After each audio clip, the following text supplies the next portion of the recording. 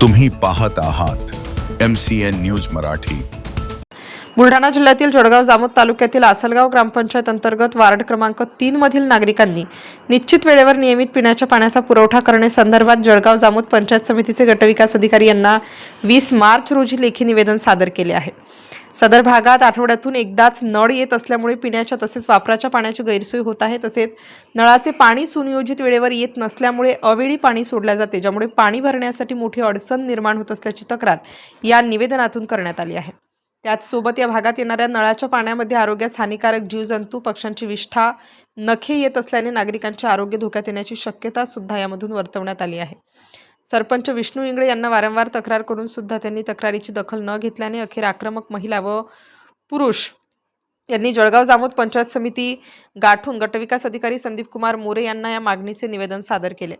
मागणीची दखल एका आठवड्यात न झाल्यास ग्रामस्थांच्या वतीने तीव्र आंदोलन छेडण्याचा इशारा यावेळी देण्यात आला।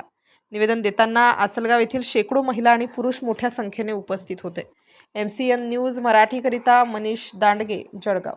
समस्या आहे कारण की 7व्या-8व्या दिवशी नळ येतात, 7व्या दिवशी नळ येतात, 5 दिवसात सांगता, घंटी देऊन पुऱ्या गावात सांगता, बायाला घरी राहायला लावतात। सर्वसामान्य माणसं आहे, आमचे जगण्यासाठी आम्हाला सहारा शेतीच आहे, शेतमजुरी करावं लागते। शेतमजुरी करून आम्ही घरी राहतो 2 दिवस घरी राहिल्यानंतर आमची रोजदारी पडते, आम्हाला 300-400 रुपये रोज कमावतो। तेवढ्यावर आमचा उदरनिर्वाह कसा बघावा? आम्ही निमित्त काय करतो, ग्रामपंचायतीमध्ये गेलो, त्याला निवेदन दिलं किंवा सांगलं त्याला की बा असं ही समस्या आहे, पाण्यामध्ये कबुतराचे फकं येऊन आले, त्याच्यामध्ये मासाचा वास येऊन आला, दुर्गंध येऊन आली, ते पाणी पिण्यासाठी कसं वापरावं हे समस्या निर्माण झाली आहे। ग्रामपंचायत जोड गेल्यानंतर ते सांगतात हे होईल, टाकी झाकलेली आहे म्हणतात, पुन्हा तेच कबुतराचे फकं दुसऱ्या वेळेस बी आमच्या नळामध्ये पाण्यामध्ये आलेले आहेत आणि त्यामुळे आम्ही पाणी कसं प्यावं ते विचारलं, ते म्हणतात पिण्यासाठी योग्य आहे। हे कसं योग्य आहे हे आम्हाला तुम्ही सांगा।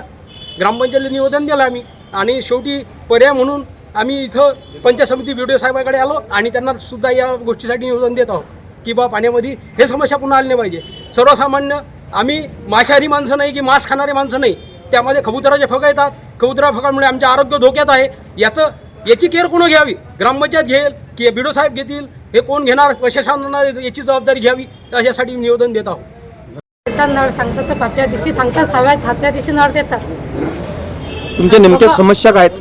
नेमक्या समस्या म्हणजे आमचे 8 दिवसातून नळ येतात असे सांगत आहे ना, घंटी देऊन की 5व्या दिवशी नळ सोडून 8 दिवसात नळ सोडतात, ते पाणी सोडत नाही, पाणी चांगलं नाही, फकं येतात, सर्व येतात त्याच्यामध्ये घाणीचे पाण्याची सगळी भाषा घेत नाही समजा। आमच्या नळाला नेमच नाही आहे, कधी 1 वाजता कधी 12 कधी स्वतःने कधी 10 वाजता पाण्यात फकं येतात, मास येते, गंध पाणी येते, त्याच्यामुळे बिमाऱ्या वाढतात ना।